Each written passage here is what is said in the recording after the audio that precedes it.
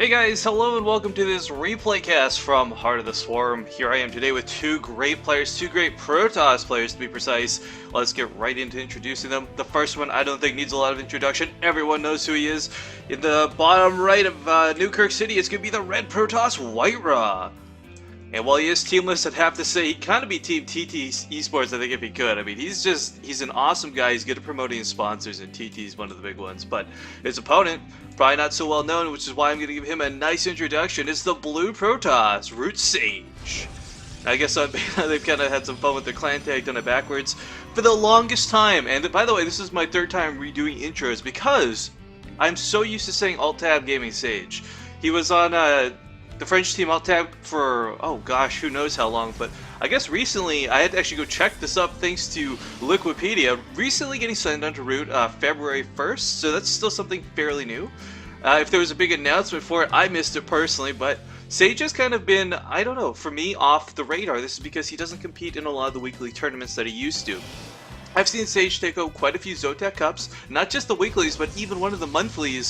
So I mean, he's a good Protoss player, there's no question about it. But the problem is, like I said, and I'm imagining here in this game too, he's fallen off the major scene radar for a bit, so White Raw might not know who he is, or might not be prepared for his playstyle. But of course, when you're White Raw, you're a big name out there. It's both, I guess, a good thing and a bad thing, because on one hand, yeah, a lot of people know who you are, you get that fame thing going for you, but on the other, because everyone knows who you are, they all know how you play.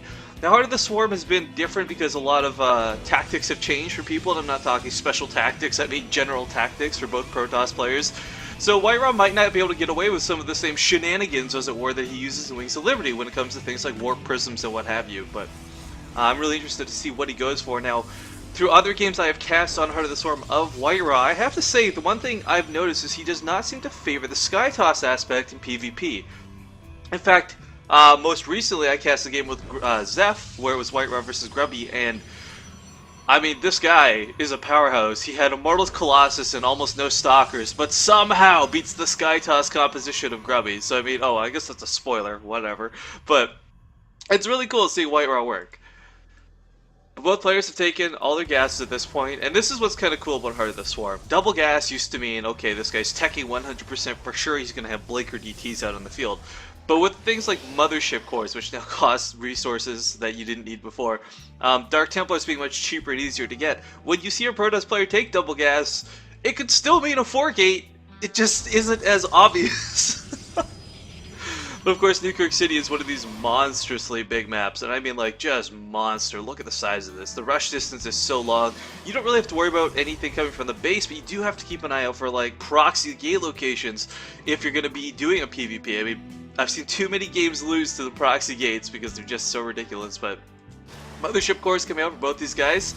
Now, the cool thing about the Mothership Core, you know, it can't shoot air, it doesn't have a lot of damage, but more importantly, there's not a lot that can also shoot it back. So you can send this to your opponent's mineral line, and if they don't have a stalker on the field, they're going to lose a couple workers. Now, luckily, both these players playing that mirror build are going to have 2 stalkers in the Mothership Core, which will make it not only good for a good, I guess, like harass over to the base, but you can actually take this across the map and fight.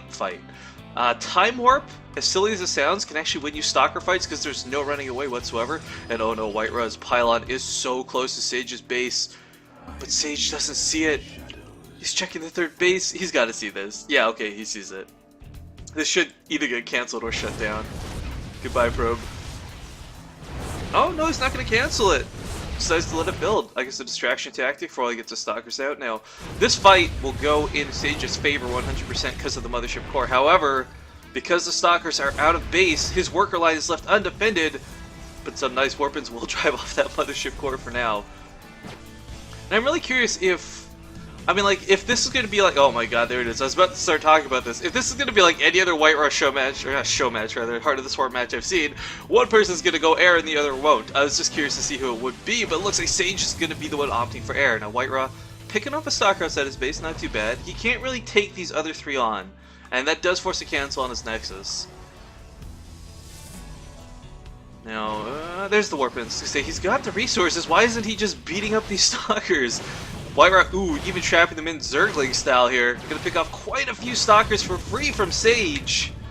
That's definitely looking good for White Raw in the early game count. But Protoss versus Protoss is not what it once was. Just because you lose a couple Stalkers in the early game, it does not denote an early loss. You can still come back from this with lots of changes to things like Void Rays, Oracles, as we see coming out here from Sage.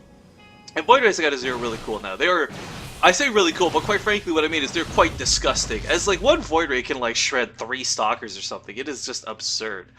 But the Oracle coming out is a cool choice. If there were Zealots, which there are not, it could be used as an actual combat unit, but more importantly, it's great for worker harass, and White Raw doesn't have anything really to defend against it. And Sage doesn't need to get in here and pick off 10 workers and lose his Oracle. What he needs to do is pick off 2 or 3, get out, come back, get out, come back, and just keep doing it over and over again. But White Raw is coming with a sizable army up here, and while the Sentry can force field the ramp, it doesn't stop that high ground vision that the Mothership Core supplies. So I mean, it will physically keep the Stalkers out of your base, but it will not stop them from attacking. And there goes my voice. This is why I never solo cast, guys. Okay, I'll try to keep an eye on the Oracle, but there's a big scrap fight just waiting to happen outside Sage's base. He wants to get his natural, so he's going to have to protect that. Meanwhile, the Oracle getting right in the mineral line, starts shredding a couple workers. Quick evacuation from White Raw, though, knowing that his opponent's not paying attention. And a recall as well! So he doesn't even lose too much for that scrap fest outside the base. I mean, he wasn't going to win that. I think he knew that. He baited a force field. He got a... No, he didn't get any of the sentries, actually. But more importantly, he also came back so he could defend his Nexus.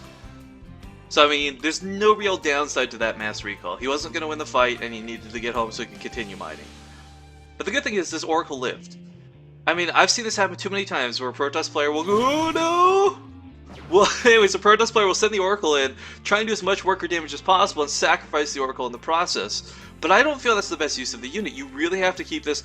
I always reference this to a Terran medevac, because I think that's the best way to describe the threat it poses. If it's hovering around outside your base, you're going to have to either put cannons down or never leave your mineral lines unguarded. It's a constant threat. Same like the medevac. You never want to ignore it, because if you do, all of a sudden a bunch of Marines will be in your base.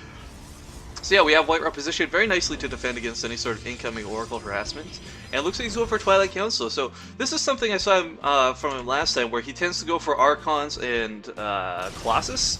Now the Colossus, I don't know. If Sage is going a lot of air, the Colossus will be nice at dominating what little ground there is. But the reality is, Colossus is also very susceptible to air. Now, ooh, White Raw, no blink, won't be able to finish off these Phoenixes, but he does catch them. So he knows that air was actually the choice of Sage, as he's never actually been in the base from the Stargate. Has air tech started? No. Sage is not starting air tech, so he might not be dedicated to this. This could be some more Wings of Liberty-esque play where you've just got 5 Phoenixes to keep up the harass, but hold the phone. As I say that, another Stargate comes down. White Raw, though, is looking really good here with his base. I mean, his infrastructure is just, he's got all the gates he wants, he's got his robe up, and the problem is when you go air as Protoss, it's quite a costly investment, so you don't typically have 5 or 6 gates. So once your air army crumbles, if it does, that's big if, then you don't have a lot of ground reinforcements that you can just warp in, and I feel that's the staple of Protoss, just in general. Ooh, nice overcharge on that Nexus, trying to ward off those Phoenixes, unfortunately. You know, it doesn't catch any of them, they're so fast. But yeah, if you can't warp in like 20 Zealots under your army, then you're probably going to lose that fight, regardless of how good your air dominance is. And okay, we're going to see some workers get picked off. I like this from Sage, though. He's keeping up the harass. He's like, alright, the Oracle, you know, it's a little gimmicky, didn't quite work, so I'll get some Phoenixes out and get in there. And he's keeping White Raw at home, more importantly. I mean, we can see this, he can't move out. Sure, he can put a pylon out there if he wants to, but if he leaves his base with his army, he's going to lose his mineral line, and he's aware of this. This is what every Protoss player hates, it's getting boxed in. Behind this, we finally have the air upgrade started. Void Rays coming out of Sage as well. And the catch to Void Rays, ooh, some feedbacks from those Templars, very nicely done, despite the fact they're going to become Archons. So yeah, Blink Stalker Archon. If you get some Immortals out, it'll help deal with whatever ground. Looks like the Oracle was a little too close to the Nexus while it was still overcharged. That'll be wearing off here shortly. Oh no, it's a brand new one. But yeah, so I mean, if you blink right into the Void Rays, and they're busy focusing, say, like a Colossus or an Immortal down, or even the Archons, you're going to take out these Void Rays very quickly. But the catch is, if Sage is ready and waiting, and he just switches to the Stalkers, it's like, oh, thank you for coming in my range much quicker with your blink. That was very kind of you. Now I will kill you. But yeah, continued Void Ray production out of Sage, so we're definitely going to see this sort of Sky Toss composition. Now, White Raw, I want to preface this, guys. He's kind of a, I don't know if it's a good guy White Raw or trolly White Raw, because he uploads games where he loses. I haven't seen this one yet in full. I'm watching this brand new and fresh, but a lot of players, when they upload replay packs, it's like, oh, look, White Ra uploaded 40 games, he's obviously going to have won all 40 of those games.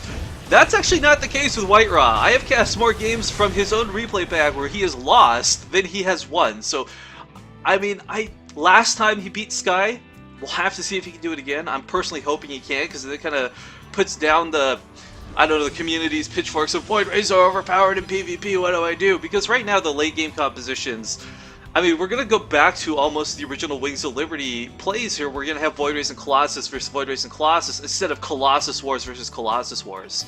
I mean, the new instant prismatic alignment, it's rebirthed the Void Ray. You hardly see people use it in Wings of Liberty, but now with Heart of the Swarm, they become so much more potent and more accessible, I guess, because no one wanted to spend the 8 seconds it took to charge up that beam and then lose it right away. Now you get that instant charge. It doesn't last forever, but it lasts long enough for the fight. But man, the constant Phoenix harass, this is going to be so annoying for White Ra. But now he does have Blink, so he should be able to start catching these. Don't fly over the Archons. They do fly over the Archons. It loses one of the Phoenixes immediately. But I mean, the army back here is banking up quite nicely. There's even Archons with this. White Ra getting charged on his Zealots underneath this as well. I mean, this is, it's not a bad army composition for Sage by any means, but I feel like White Ra is going to crush this. The Archons are going to roll right on top of the Zealots. The Immortals are going to fire on the Archons, but since they're psionic, they're not going to take a lot of damage. They're going to do what they're meant to do, and that's just soak. The White Ra immediately DT Shrine behind this, so if he finds that there is in fact no detection, I don't think there are observers out for Sage. No, there are no observers out for Sage, so I mean, as silly as that is, one Dark Templar could win this game, if that's what it comes down to. Okay, both players, I mean, it's Newkirk City, so they're getting 3 bases up. We might even see them go as high as 4 or 5, or if this goes super late, we might see some crazy stuff, but Sage has blocked off and kind of limited where White Ra will be expanding, and more importantly, he'll know when White Ra will be expanding, so maybe we'll be able to pull off some ninja hits, we'll have to see. But White Ra now, 100% confirmation that there's a huge Void Ray army here. These Archons are going to just pay him so many dividends, but the Immortals are actually getting picked off by a rogue group of Stalkers, and oh my goodness, Sage needs these for the next fight. I mean, the Colossus is going to be nice for dealing with the Zealot army, but I mean, without support, any of these units alone, Immortals will not do on their own. Colossus will not do on their own. They have to be with the army. I'm just looking at this. This looks so nice for White Ra right now. Looking at the actual unit composition, we got, you know, both players have somewhat equal Zealot counts. The Immortal counts are pretty low because neither of them are worried about Colossus from their opponents, but it's the Archons I feel are going to make such a big difference. And if he even decides later on to get Storm, oh man, Void Rays clump like heck. Okay, looks like White Ra, for one of the, I mean, he really looks like he's finally getting a chance to be the aggressor. He's going to catch Sage without Thermalance. Okay, never mind, it's just finishing. But he's going to catch him with a low Colossus count. And again, these Archons and the Zealots with charge are going to be so successful in dealing with the ground army that the Void Rays are a big threat. There's not a lot of Stalkers here. There's a good chunk. But again, this is going to come down to who's got the better positioning for this fight, who decides to react to what quicker. Now, White Ra, oh, some beautiful hallucination play from this Colossus, tricking Sage maybe into thinking about focusing them down, as they do go down quickly. Void Rays are starting to get cleaned up, but there's just so many of them, and the Stalkers are focusing, not air. Nice Time Warp coming out. I don't know whose that is. Looks like it is Sage's Time Warp trying to slow the Zealots, but oh my goodness, the Archons getting in here for the Void Rays. This is what I'm talking about. The Void Rays just don't touch Archons. GG coming out of Sage. White Ra, again, with the amazing anti-air tactics with what doesn't seem like an anti-air army.